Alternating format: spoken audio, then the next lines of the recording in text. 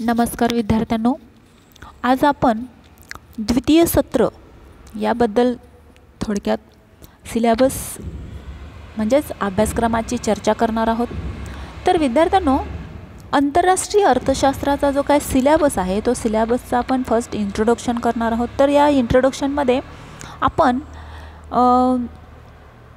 गेल्या प्रथम सत्रामध्ये 1 ते 4 प्रकरणांचा अभ्यास केलेला आहे। नंतर आपण द्वितीय सत्रामध्ये 5, 6, 7 आणि 8 अशी एकूण 4 प्रकरणांचा सविस्तर अभ्यास करणार आहोत। तर तत्पूर्वी आपण आंतरराष्ट्रीय अर्थशास्त्राचा जो काय सिलेबस आहे म्हणजे अभ्यासक्रम आहे त्या अभ्यासक्रमाविषयी आपण 1 ते 4 प्रकरणामध्ये कोणकोणते वेगवेगळे घटक आहेत किंवा कोणते मुद्दे येतात त्याचे समाविष्ट होतात हे मुद्दे आपण सविस्तर थोडक्यात त्याच्यामध्ये काय काय असणार आहे हे आपण थोडक्यात चर्चा करणार आहोत। तर पहिलं म्हणजे 5, 6 आणि 7 आणि 8 अशी प्रकरणं आहेत। तर आपण नावासहित त्याचे जे काही घटक आहेत ते घटक आपण थोडक्यात चर्चा करूया। तर प्रकरण 5 तर व्यवहार तोल। तर विद्यार्थ्यांनो, या द्वितीय सत्रामध्ये व्यवहार तोलाची आपण संकल्पना मांडणार आहोत आणि त्याची चर्चासुद्धा म्हणजे व्यवहार तोल आणि व्यापार तोल या दोन ज्या काही संकल्पना आहेत वेगवेगळ्या त्याचं कसा फरक आहे व्यवहार तोलामध्ये आणि व्यापार तोलामध्ये कशा पद्धतीनं फरक आहे तो आपण या संकल्पनेच्या आधारे आपण अर्थासहित स्पष्ट करणार आहोत। नंतर व्यापार तोलाचे चालू खाते आणि भांडवली खाते। तर चालू खाते म्हणजे काय, भांडवली खाते म्हणजे काय, चालू खात्यावर कशा पद्धतीनं नफा मिळतो किंवा भांडवली खात्यावर कशा पद्धतीनं नफा मिळतो, आंतरराष्ट्रीय बाजारात त्यांचं स्थान काय आहे हे सुद्धा आपण इथं पाहणार आहोत। म्हणजे व्यवहार तोलालाच आपण काय म्हणतो, व्यापार शेष म्हणजे बॅलन्स ऑफ पेमेंट हे वेगवेगळ्या म्हणजे व्यवहार तोलाची जी काही रचना आहे ती रचनासुद्धा आपण इथं या अभ्यासक्रमामध्ये या अभ्यासक्रमात जे काही प्रकरण आहे हे प्रकरण आपण हाताळणार आहोत। तर नंतर व्यवहार तोल संतुलनावर काय उपाय आहेत हे सुद्धा आपण इथं पाहणार आहोत, कशा पद्धतीचे उपाय आहेत। नंतर व्यवहार तोल असंतुलित होण्याची कार्ये, संतुलित नाही असंतुलित म्हणजे व्यवहार तोल असंतुलित कशा पद्धतीनं होतो आणि त्याची कारणे काय आहेत हे सुद्धा आपण इथं पाहणार आहोत। नंतर चालू आणि भांडवली खात्यावरील रुपयाची परिवर्तनीयता, मेन म्हणजे रुपयाची परिवर्तनीयता म्हणजे काय, म्हणजे कन्व्हर्टिबिलिटी ऑफ रुपीज म्हणजे काय किंवा ती कधीपासून म्हणजे त्याचं बंधने होती किंवा कधीपासून सुरुवात झाली, त्या नियंत्रणाचा समावेश कशा पद्धतीनं झाला, ही जी काही कन्सेप्ट आहे ही कन्सेप्ट किंवा त्याच्या व्याख्या म्हणतो आपण। तर या व्याख्या कशा पद्धतीनं भारत सरकारने रुपयाची परिवर्तनीय व्याख्याच्या दौरात ते आपल्याला सांगण्याचा प्रयत्न केलेला आहे। तर आपण हे सुद्धा इथं चालू आणि भांडवली खात्यावरील रुपयाची परिवर्तनीय कशी पद्धतीनं आहे हे पाहणार आहोत। तर हे झालं आपलं प्रकरण 5 व्यवहार तोल। लक्षात घ्या, पुढचं प्रकरण आहे विदेशी विनिमय दर। तर लक्षात घ्या विद्यार्थ्यांनो, विदेशी विनिमय दरामध्ये त्याचा अर्थ काय, विदेशी विनिमय दराचा अर्थ आपण पहिल्यांदा समजून घेणार आहोत। नंतर त्याच्या संकल्पना, वेगवेगळ्या अर्थतज्ञांनी मांडलेल्या व्याख्या हे सुद्धा आपण या प्रकरणामध्ये समजून घेणार आहोत। तर विदेशी विनिमय दर आणि बदलता विनिमय दर, लक्षात घ्या, विदेशी विनिमय दर आणि बदलता विनिमय दर याच्यातील जो काय फरक आहे तो फरकसुद्धा आपण इथं या प्रकरणामध्ये समजून घेणार आहोत। तर विद्यार्थ्यांनो, विदेशी विनिमय दर आपण म्हणजे बदलता विनिमय दर यामधील जो काही फरक आहे तो फरक आपल्याला एक टीकात्मक रित्या आपण इथं फरक कशा पद्धतीनं आहे ते आपण समजून घेणार आहोत। नंतर विनिमय दराचे सिद्धांत। आता विनिमय दराचे सिद्धांत कोणकोणते आहेत, विनिमय दराचे सिद्धांत कोणकोणत्या शास्त्रज्ञांनी मांडलेले आहेत हे सुद्धा आपण इथं काय करणार आहोत, पाहणार आहोत। नंतर विनिमय दराचे जे काय सिद्धांत आहेत म्हणजे विनिमय दराचे सिद्धांत मांडताना जे काय क्रयशक्ती समता सिद्धांत असेल म्हणजे खरेदी शक्ती समता सिद्धांत असेल किंवा व्यवहार तोलाचे सिद्धांत असतील हे म्हणजे त्यांचे निरपेक्ष दृष्टिकोन अशा पद्धतीनं सुद्धा आपण यामध्ये काय करणार आहोत, सविस्तर चर्चा करणार आहोत। आणि या सिद्धांत पाहताना त्यांची जी काय टीकात्मक परीक्षण आहे कशा पद्धतीनं केलेलं आहे ते सुद्धा आपण इथं पाहणार आहोत. आणि हे सगळं विनिमय दराचे जे काय व्यवहार तोलाचे सिद्धांत आहेत ते सिद्धांत आपण आकृतीसह स्पष्टीकरण करणार आहोत. म्हणजे आपल्याला कशा पद्धतीनं सिद्धांत आहे त्याची मांडणी कशी आहे हे सुद्धा आपण या विदेशी विनिमय दरामध्ये पाहणार आहोत. हे झालं आपलं प्रकरण 6. तर पुढचं प्रकरण 7 म्हणजे त्याला आपण विदेशी विनिमय बाजार असं नामकरण केलेलं आहे. तर विदेशी विनिमय बाजार म्हणजे काय प्रथमतः आपण ते समजून घेतलं पाहिजे. तर विदेशी विनिमय बाजार म्हणजे काय, त्याचा अर्थ काय, त्याच्या संकल्पना काय आहेत, किंवा विदेशी विनिमय बाजार कधी अंमलात झाला, कधी अस्तित्वात आला, किंवा त्याची संकल्पना कधी मूळ रूपामध्ये मांडण्यात आली, किंवा त्याचे फायदे तोटे काय आहेत, किंवा त्याची आपण मेन म्हणजे कशा पद्धतीची ह्या विनिमय बाजाराची रचना आहे, स्ट्रक्चर, हे स्ट्रक्चर आपण इथं पाहणार आहोत. म्हणजे दुसरं आहे की विदेशी विनिमय बाजाराचे जे काय मॅनेजमेंट व्यवस्थापन हे पाहणार आहोत. नंतर विदेशी भांडवलाचा आंतरप्रवाह आणि बाह्य प्रवाह म्हणजे कशा पद्धतीनं आहे हे आपण इथं या प्रकरणामध्ये पाहणार आहोत. पुढचा मुद्दा असा आहे की युरो डॉलर बाजार. तर मेन म्हणजे युरो डॉलर बाजार म्हणजे काय.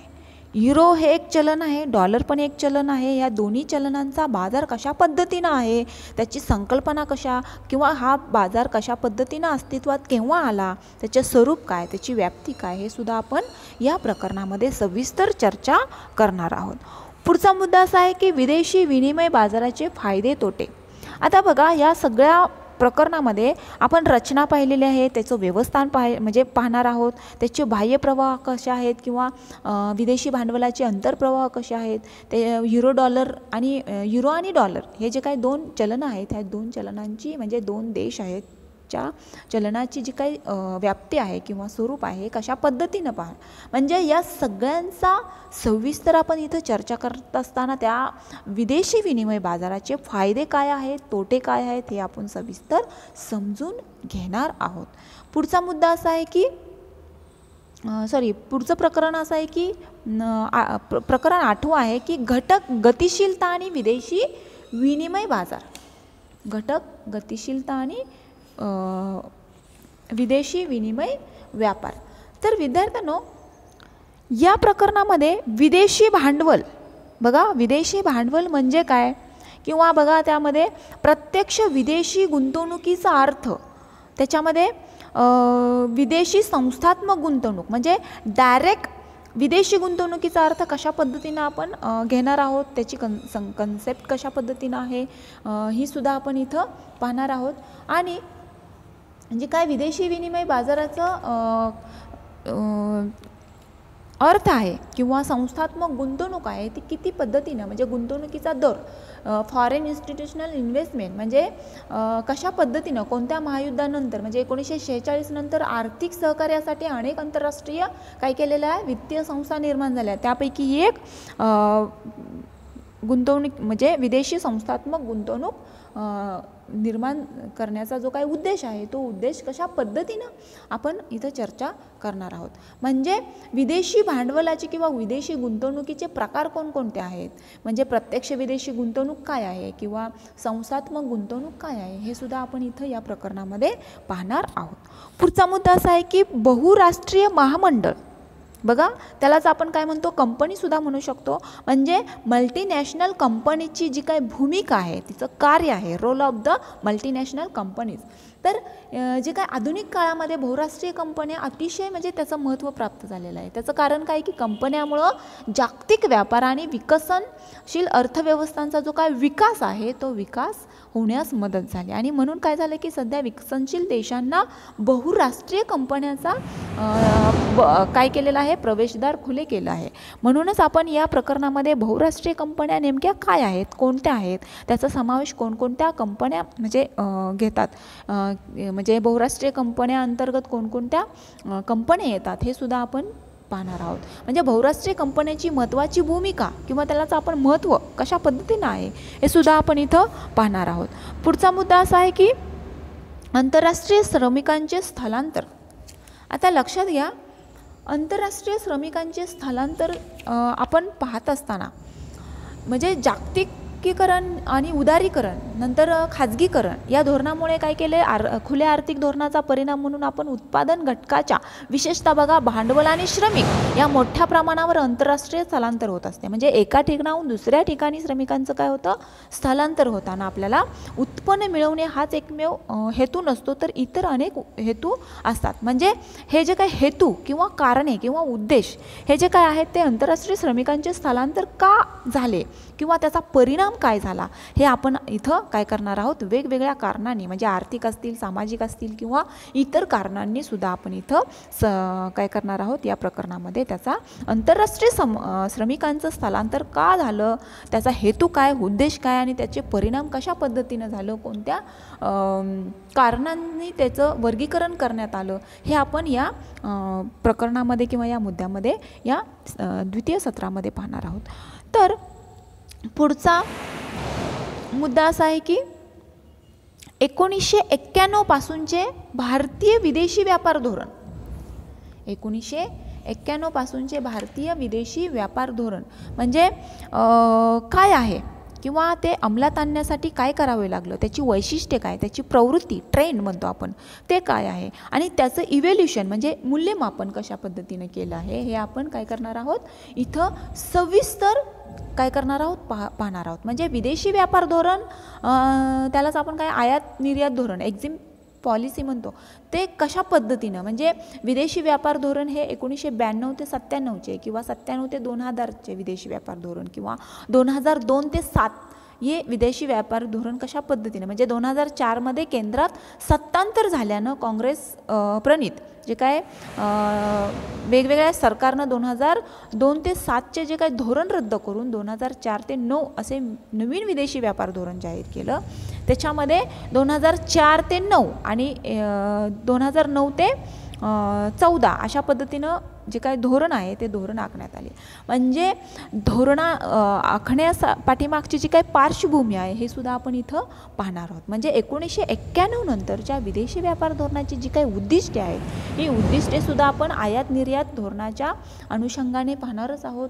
नंतर त्याची वैशिष्ट्ये काय आहेत ते पाहणार आहोत. नंतर जे काय फ्लक्च्युएशन त्याला आपण ट्रेड्स म्हणतो की ट्रेंड कशा पद्धतीनं झाला हे सुद्धा आपण इथं पाहणार आहोत. म्हणजे मूल्यमापनाच्या आधारे आपण यश आणि अपयश हे सुद्धा पाहणार आहोत. तर अशा पद्धतीनं आपण प्रकरण 8 मध्ये घटक गतिशीलता आणि विदेशी विनिमय व्यापार काय आहे याची आपण सविस्तर चर्चा करणार आहोत. तर अशा पद्धतीनं या प्रकरणामध्ये आपण एकूण 4 प्रकरणांचा अभ्यास करणार आहोत म्हणजे 5, 6, 7, 8. तर अशा पद्धतीनं आपण इथं द्वितीय सत्रामध्ये या वेगवेगळ्या प्रकरणांचा अभ्यास करणार आहोत. तर विद्यार्थ्यांना आपण इथंच थांबूया. Thank you so much. नेक्स्ट व्हिडिओमध्ये आपण नवीन द्वितीय सत्रातला जो काही सिलेबस आहे त्या सिलेबसप्रमाणे आपण स्टेप बाय स्टेप प्रकरणांचा अभ्यास करूया, चर्चा करूया आणि आपण इथंच थांबूया. Thank you so